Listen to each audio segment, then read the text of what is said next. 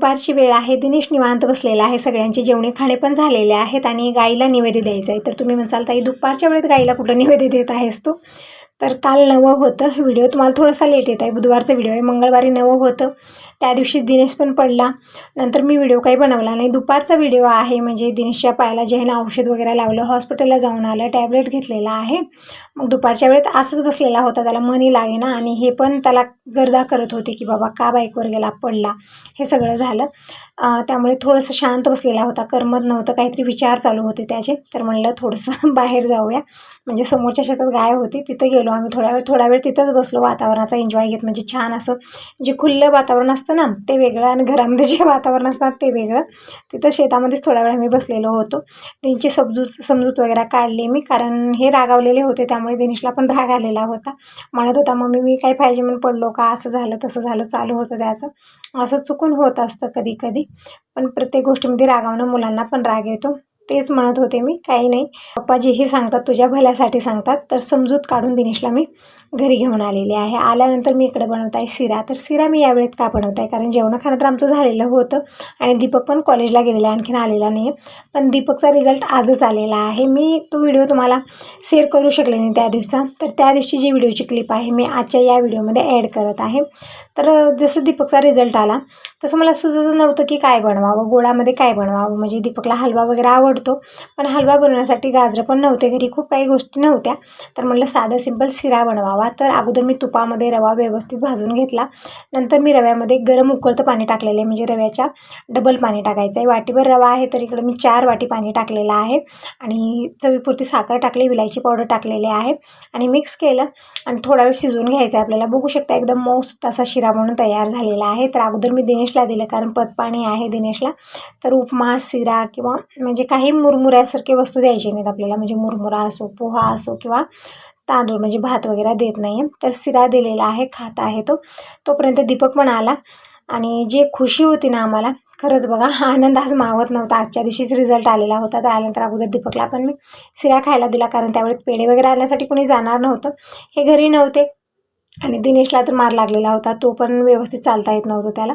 त्यामुळे घरच्या घरी शिरा बनवला आणि आम्ही एन्जॉय केलं. नंतर वरती गेलेलो होतो, वातावरणाचा एन्जॉय घेतला. खूप आनंद आम्हाला झालेला होता, कारण रिझल्ट पण लवकर येत नव्हता. आज उद्या करून पूर्ण 1 ते 1.5 महिना गेला, तेव्हा कुठं दीपकचा रिझल्ट लागला आणि त्यामध्ये दीपकचं सिलेक्शन पण झालं. त्याचा आनंद खूप होता. त्यामध्ये हे पण विसरलं की दिनेशला लागलेला आहे, ॲक्सिडेंट झालेला आहे, कारण दिवसभर तोच विचार मला होता, यांना होता. हे तर रागूनच घरी म्हणजे रागूनच गेलेले होते, दिनेशला पण मला पण, की तू लाड केलेली आहे त्यामुळं मुलं असं करत आहेत. न सांगताच तू बाईकवर गेला, पडला, काही झालं नाही, आपलं नसीब चांगलं आहे. जर काही झालं असतं तर काय झालं असतं, आज कसली दिवस मला दिसले असते, असं तसं त्यांचं चालू होतं. त्यामुळे दिवसभर मूड ऑफ होता. कामं तर करायची होती, जी रोजची कामं होती, स्वयंपाक पाणी, नंतर कपडे भांडे, हे कामं आपल्याला चुकणार नाहीत. आपण कसंही असो, दुःखी असो, खुशीमध्ये असो, आनंदी असो, ही कामं मी करत होते. पण मनामध्ये एक नाराजगी होती, कारण असं व्हायचं नव्हतं झालं, पण तशी ती कामं आवरत होते. निवांतपणे आम्ही आमचा विचार करत होतो. तितक्या दीपकचा रिझल्ट लागला, मग त्याचा आनंद खूप झाला आम्हाला.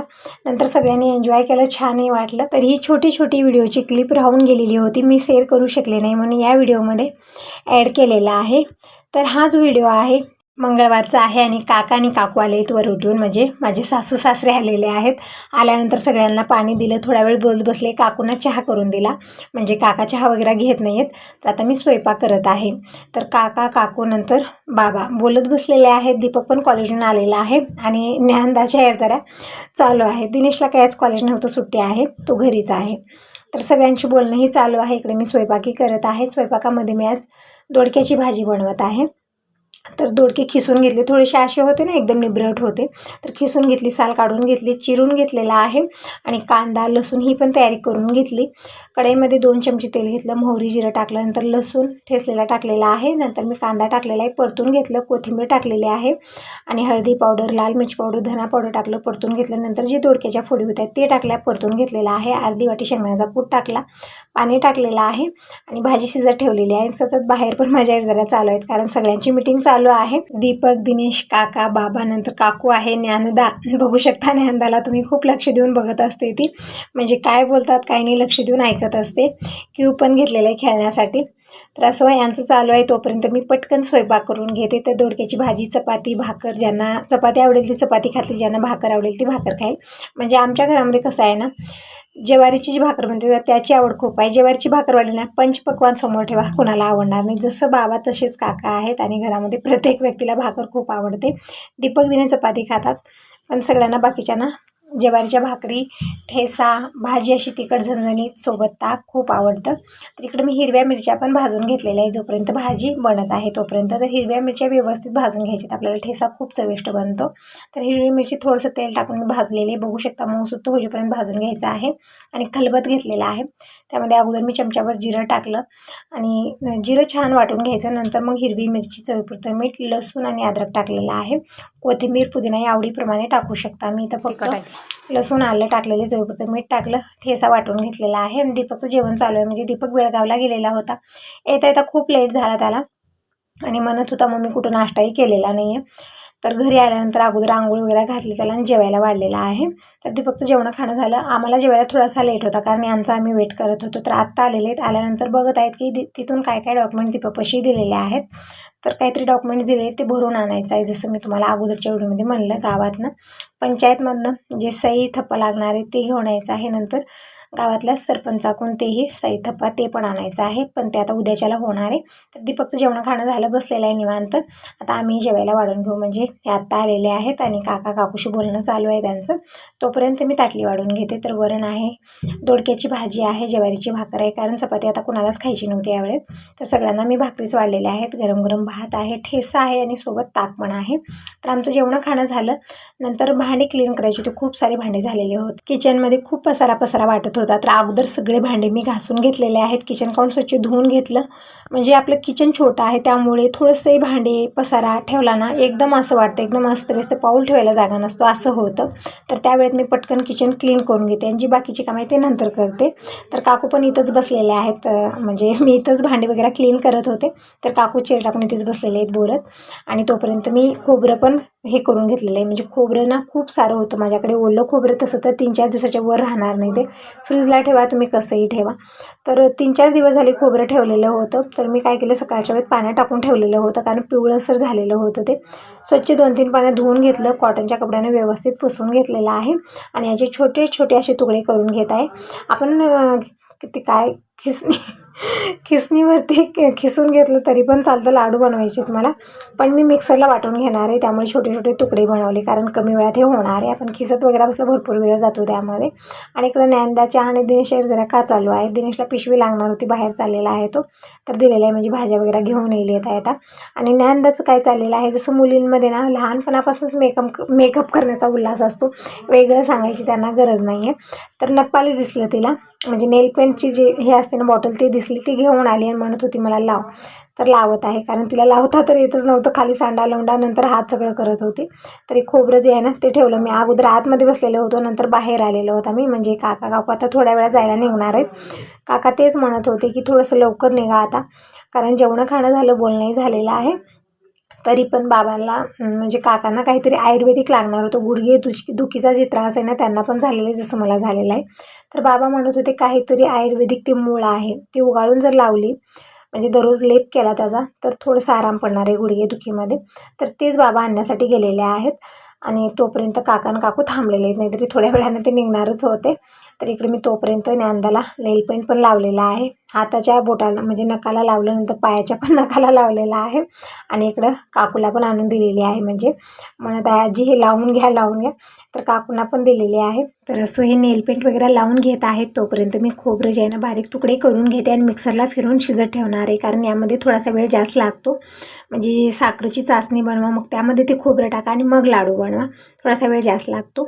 तर इकडे बोलत माझी कामं चालू आहेत. आणि दिनेश काय करत आहे, तर ट्यूब लागणार आहे, यांचा फोन आलेला होता की कुठल्या तरी नंबरचं ट्यूब, ते माझ्या डोक्यात काही बसत नाही, माझ्या डोक्याच्या बाहेर आहे त्या गोष्टी, किती सांगा माझ्या डोक्यात बसत नाही, कारण आपली कामं नाही आहेत ते.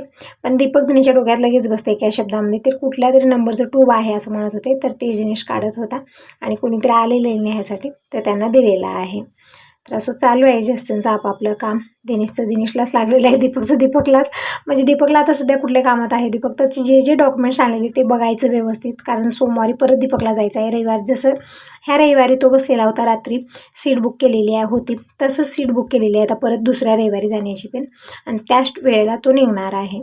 म्हणजे 3-4 रेल्वे तरी बेळगावला दीपकच्या होणार आहेत. आणि ते इम्पॉर्टंट सगळ्यात हे आहे की धावपळ कुठं होत आहे, तर ते जे डॉक्युमेंट्स दिलेले आहेत त्यावरती ना जे सही लागणार आहेत ते करून घ्या, फक्त गावातलीच नाही तर औराद, भालकी, बिदर आणि इथं कमलनगरमध्ये हे तलाठी वगैरे जे ऑफिस असतात ना तिथून घ्यायचे आहे. त्यामुळे नुसती धावपळ होते, दीपकची पण त्याच्या पप्पाची पण, कारण दीपक एकटा गेला तर लवकर होत नाही ते, तर सोबत हे गेले ना तर थोडंसं फास्टमध्ये ते कामं होतात. तर ते बाप लोकाची ना खूप धावपळ होत आहे आणि आमच्या घरामध्ये होत असते. आणि पाहुणे पण दररोज कोणी येत आहेत. जसं मी स्वयंपाक करते, जी रोजची कामं आहेत ती आवरते, दुपारची वेळ झाली की कोणीतरी पाहुणे येत आहेत. म्हणजे दिनेश बायकून पडला हे पण माहिती झालेलं आहे, परत दीपक इंडियन आर्मीमध्ये जॉईन झाला हे पण माहिती झालेलं आहे. तर दीपकचं अभिनंदन करण्यासाठी आणि दिनेशला बोलण्यासाठी, म्हणजे पाहुण्यांना पण कन्फ्युजन आहे की आनंदमय होऊन जावं का दुःखी होऊन जावं, तेच कन्फ्युजन झालेलं आहे. तर असो येत आहेत, दोघांनाही अभिनंदन दीपकचं करत आहेत, दिनेशलाही बोलत आहेत, विचारपूस करत आहेत की कशा पद्धतीने काय काय झालं. तर इकडे बघू शकता ओलं खोबरं खूप सारं आहे, म्हणजे 4-5 नारळं ओवाळलेली होती. तर सगळं खोबरं स्वच्छ धुवून मी अशा प्रकारे तुकडे बनवून घेतलेले आहेत. आणि एकदम बारीक आपल्याला मिक्सरलाही वाटून घ्यायचं आहे, म्हणजे एकदम पिठी करायचं नाही, याचं एकदम पेस्ट बनवायची नाही आपल्याला. थोडंफार जसं आपण ग्रॅट केल्यानंतर होतं ना तशाच प्रकारे मी इकडे वाटून घेत आहे. पूर्ण खोबरं वाटून घेणार आहे आणि कढईमध्ये दूध आणि साखर घालून मी चासणी बनत ठेवणार आहे, म्हणजे थोडंसं फास्टमध्ये होईल. आणि इकडे काकूशी बोलणंही चालू आहे, बसून बोलायला तितका वेळ नसतो, कारण ही जी कामं आहेत ना ती तशीच राहून जात आहेत. आता आज हे पाहुणे गेली की उद्या आणखीन कोणतरी पाहुणे येतात, मग ही जी कामं आहेत माझी पेंडिंग राहत आहेत, होतच नाही. आणि ठेवल्या खोबर पण राहणार नाही, त्यामुळे म्हटलं बोलत ही कामं आपली आवरून घ्यावी. आणि काकू म्हणत आहेत की उद्या वरवटीला या सगळेजण, कारण ज्ञानदाची छोटी बहीण म्हणजे दिराला 2 मुले आहेत, छोट्या मुलीचं उद्याच्याला बर्थडे आहे, म्हणजे वाढदिवस आहे. काकू तेच सांगत आहेत की उद्याच्याला सगळेजण या, कुणाला नाही जमलं तर तू तरी ये, पण मलाही जमणार नाही, कारण दिनेशची एक्झाम चालू आहे, दीपकची धावपळ चालू आहे. बघू शकता दररोज कुठं त्याला जायचं असतं, डॉक्युमेंट सगळे जमा करायचे आहेत, खूप धावपळ यावेळी चालू आहे. तेच म्हणत आहे काकूला, यांना पण हे पण तेच म्हणत होते की आता कुठे येणं होणार नाही, कारण यावेळेत खूप धावपळ चालू आहे. तर असं इकडे कढईमध्ये मी थोडंसं दूध घेतलेलं आहे, कारण दूध आज जास्त नाही आहे, चहा वगैरे करून हे ते करून दूध संपलेलं आहे. तर मी तर 1 ग्लासभर दूध घेतलं, नंतर साईसहित घेतलेलं आहे आणि त्यामध्ये टाकलेली खूप सारी साखर, म्हणजे हे जे ओलं खोबरं आहे ना त्यासाठी साखर थोडीशी जास्त प्रमाणात लागते. साखर छान मेल्ट झाल्यानंतर यामध्ये मी खोबरं टाकलेलं आहे आणि छान परतत आहे, म्हणजे कमी गॅसवरती आपल्याला निवांतपणे शिजवून घ्यायचं आहे, तेव्हाच यामध्ये जी टेस्ट असतो ना ते छान येतो. आणि दिनेशला तुम्ही म्हणत होता की ताई पाय मुरपलेलं वगैरे असावं त्याचं, तर ते काहीतरी म्हणत होता मेडिकलमध्ये बजरंग लेप असं काहीतरी भेटतं, ते लावा ताई आराम भेटेल. तर असे तुमचे कमेंट येतात ना काळजीपूर्वक, खूप छान वाटतं. तर काही गोष्टी मला माहिती नसतात तर तुम्ही सांगत असता, खूप छान सजेशन देता, मला छान वाटतं. आणि दिनेशचा पाय मुरपलेला आहे, मार लागलेले, तर तुम्ही म्हणत होता आंबे हळद काहीतरी लावा. परत एक ताई म्हणत होत्या की बजरंगबली लेप असं भेटतं ते लावा. तर अशी तुमचे कमेंट जेव्हा वाचते ना त्यावेळेस ना माझं हृदय भरून येतं, मला खूप आनंद होतो.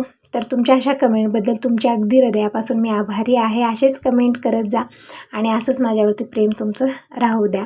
तिकडं बघू शकता खोबरं जे आहे ना ते मी दुधात टाकून व्यवस्थित मी शिजवून घेतलेले, कमी गॅसवरती सतत परतत, कारण खाली चिटकायचं पण हे असतं.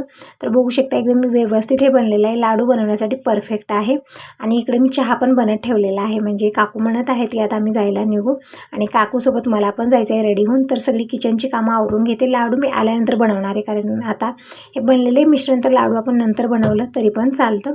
तर इकडे चहा बनलेला आहे, तर काकूंना चहा देते आणि काकांना ना चहा वगैरे पिणार नाही येते, तर त्यांच्यासाठी लिंबू पाणी करायचं आहे. तर दिनेशला तेच म्हणत आहे आम्ही चहा घेऊ तोपर्यंत दिनेश लिंबू पाणी करेल, म्हणजे दिनेशला ना शरबत खूप आवडतं, जे लिंबू साखर टाकून आपण बनवतो.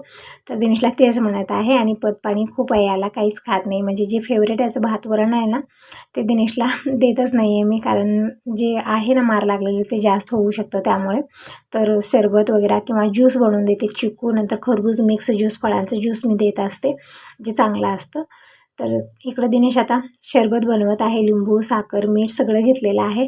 आवडीप्रमाणे जिरे पण टाकू शकता, पण आता मी काही जिरे वगैरे दिलेले नाहीत, फक्त कारण आता घाई गडबड खूप आहे. काकू आणि काका जाण्याची खूप घाई गडबड करत आहेत, कारण थोडंसं जाण्यासाठी लेट झालं तर घरी जायला त्यांना अंधार होणार आहे. मी म्हणत होती की उद्याच्याला जावा, पण उद्याच्याला घरी कार्यक्रम आहे तर थोडीशी आवरावर करायची असते, म्हणून काकू तेच म्हणत आहेत की थोडंसं लवकर आम्ही जातो आणि उद्याची थोडीफार तयारी करतो, कारण उद्या खूप गोंधळ होणार आहे.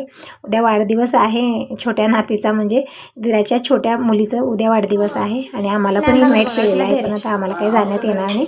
म्हणून मी दोघींनाही ड्रेस घेणार आहे, कारण ज्ञानदाही पहिल्यांदाच घरी आलेली आहे, तर तिच्यासाठी फ्रॉक आणि तिच्या छोट्या बहिणीसाठी, म्हणजे उद्या तिचा बर्थडे आहे तर तिच्यासाठी फ्रॉक घेणार आहे. आता आम्ही सगळं आवरून पटकन बाहेर जाणार आहोत आणि तिकडेच काकू जाणार आहेत, कारण लेट खूप झालेलं आहे. टायमिंग सांगितलं तर इव्हनिंगचे 5 वाजलेले आहेत, पण 5 वाजताही बघू शकता छान ऊन आहे. असं वाटत आहे ना की दुपारचीच वेळ आहे ही, कारण 7 वाजेपर्यंत सूरज देवता राहतात, छान उजेड असते.